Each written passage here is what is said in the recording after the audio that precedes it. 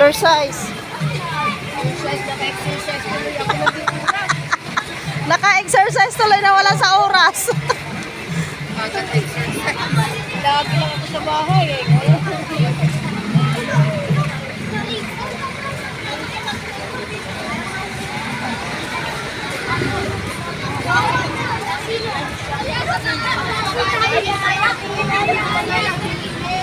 Ay, sabi mo papares kami.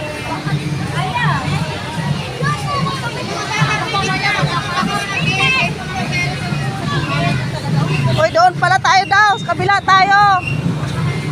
Mga bata daw dyan. Kabila daw tayo? Oo, kasi mga bata daw dyan sa kabila.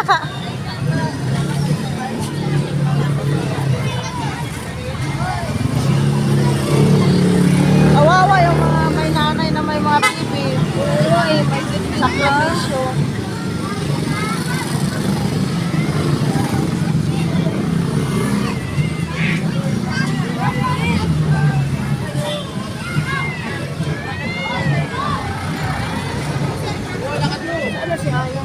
Sige na, lakad na.